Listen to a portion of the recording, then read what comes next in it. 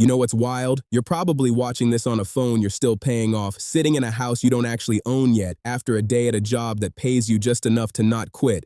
And somehow, you still feel like you're doing okay, like you're stable, like you've made it to the place everyone told you to make it to. That feeling right there, that's the trap. Here's the thing, the middle class isn't a destination, it's a waiting room. And most people are so comfortable in that waiting room with its decent furniture and its free coffee and its just good enough everything that they forget they were supposed to be going somewhere. Look, I'm not here to make you feel bad. I'm here to make you feel uncomfortable. Because uncomfortable is what changes people. Comfortable doesn't change anyone. Comfortable is where dreams go to get very slowly buried under car payments and streaming subscriptions, and the quiet understanding that this is probably just how life is. So let me ask you something. When was the last time your financial situation actually improved? Not your salary, I mean your net worth, the number that actually matters. Because if your salary went up, but your lifestyle went up, right with it, you didn't move anywhere. You just ran faster on the same treadmill and called it progress. That's called lifestyle inflation. And it is quietly, systematically destroying the middle class. Let me paint you a picture. Meet Mark. Mark is 34. He makes $75,000 a year. He's got a car payment, a mortgage he's 6 years into, a kid in after-school programs, a gym membership he uses maybe twice a month but keeps because canceling feels like giving up on himself. He's got Netflix, Spotify, Disney Plus, Hulu, and one of those meal kit subscriptions he forgets to pause. He puts a little into his 401k because his company matches it and he's not an idiot. He eats out 3 or 4 times a week because he earned it. He works hard. He really does. Mark thinks he's winning. Mark is one bad month away from a crisis, not broke like he can't pay his bills today. Broke like, if his company downsizes next quarter, he has maybe 60 days before his whole constructed life starts collapsing, according to a 2023 Federal Reserve report. Nearly 37% of Americans couldn't cover a $400 emergency expense without borrowing money or selling something. Let that land for a second. $400, that's not a catastrophe. That's a parking ticket and a plumber visit. And more than a third of the country cannot handle it without going into debt.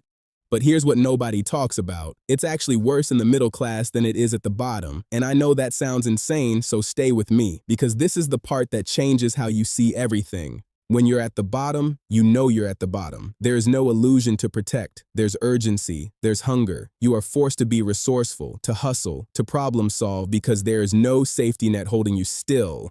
Poverty, and I'm not romanticizing it, poverty is brutal, but poverty doesn't let you get comfortable. It keeps you moving. But the middle class is specifically, almost surgically designed to feel just good enough. Just enough money to spend, just enough stability to stop being hungry, just enough comfort to slowly, quietly kill ambition. You're not in pain, but you're not free either. You are in the most dangerous place a person can be financially. You are comfortable enough to stop fighting. It's a sedative, disguised as success. And let me tell you about the mechanism that keeps you there. Economists call it the hedonic treadmill. The idea is simple and brutal at the same time. Every time your income rises, your expectations rise automatically with it. You get a raise, you get a nicer car, you get promoted, you move to a bigger place. The goalposts don't just move, they sprint ahead of you. You never feel richer because you never allow yourself to actually be richer. You just upgrade the cage and wonder why it still feels like a cage. The wealthy don't do this. And I don't mean they live like monks. I mean they have a fundamentally, categorically different relationship with money. The middle class sees money as something to spend. You earn it, you enjoy it. That's the deal. The wealthy see money as something to deploy. One group trades their time for money, the other group makes their money trade for more money while they sleep, while they're on vacation, while they're doing literally anything else. That distinction, right there, is the whole game.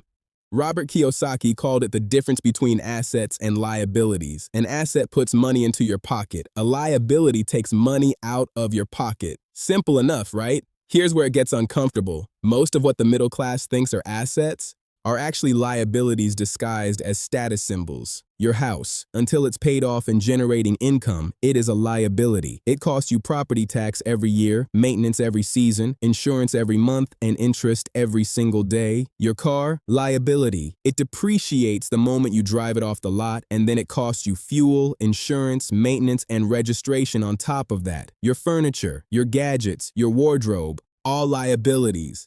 They cost money to own and they lose value every day you own them. The middle class is drowning in liabilities while calling them assets and taking photos of them for Instagram. And here's the part that should genuinely make you angry. The entire system is engineered to keep this happening. This is not an accident.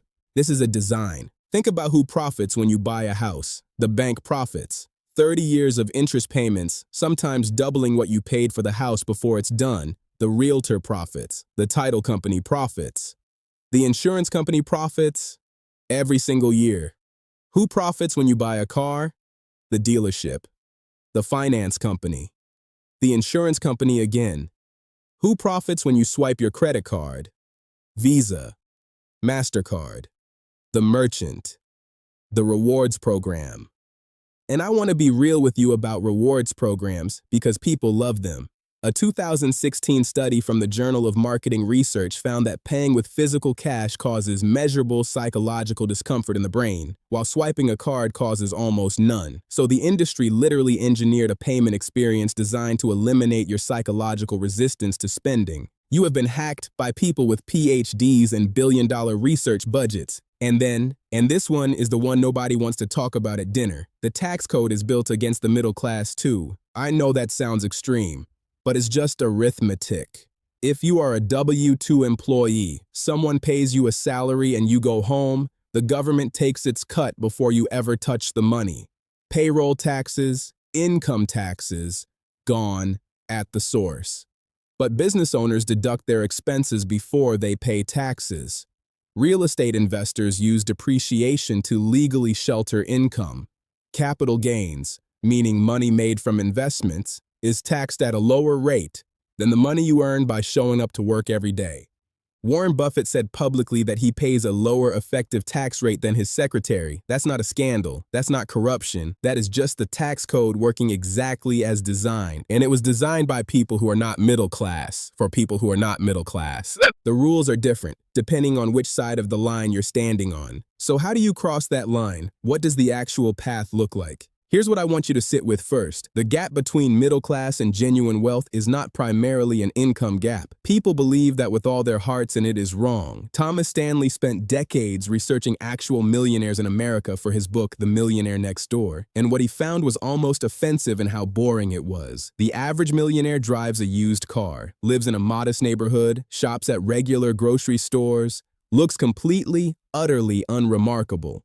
Meanwhile, the people who look wealthy, the ones with the least luxury cars and the designer bags and the vacation content, are often leveraged to the eyeballs, spending future money to perform present success. Wealth is invisible, debt is photogenic, tattoo that somewhere you'll see it. So here's the roadmap, not theory. Actual steps. The first move is to stop the bleeding, and I mean that specifically. You need to track every single dollar that leaves your life, not budget, not plan, not estimate. Track. There's a meaningful difference. Budgeting is what you hope will happen. Tracking is the truth of what actually happened. Most people, when they do this for the first time, are genuinely shocked. The $9 subscription here, the $17 app there, the 4 coffees a week, the delivery fee plus tip plus surge price. It adds up to thousands of dollars a year dissolving into convenience and auto pay. You cannot fix what you refuse to see. The second move is to build the gap. The gap between what you earn and what you spend is your only weapon. Every dollar in that gap is capital you can put to work. Most people, the second that gap appears, fill it. They upgrade something. They treat themselves. They deserve it. And maybe they do. But they're spending the one thing that could actually change their future. Protect that gap. Widen it deliberately. Defend it. The third move is deploying the gap, and I'm not here to sell you on some 30-day trading course or tell you to go put your savings into whatever coin is trending this week. I mean boring. I mean consistent. I mean index funds that track the broad market. The S&P 500 has returned an average of roughly 10% annually over the last 100 years, including every crash, every recession, every war, every panic. The math works if you let it work and if you leave it alone. Real estate, when you can access it, works. A second income stream that doesn't trade your hours one for one, a skill, a product, a piece of content, something that earns while you sleep. That changes the equation permanently. The fourth move is the one most people skip entirely because it feels abstract. You have to change what you consume, information, not food. You cannot develop a wealthy mindset while exclusively consuming middle-class media. The news is designed to keep you anxious and reactive and dependent on the next update. Social media is a machine engineered to make you feel perpetually behind, perpetually inadequate, perpetually needing to spend to catch up.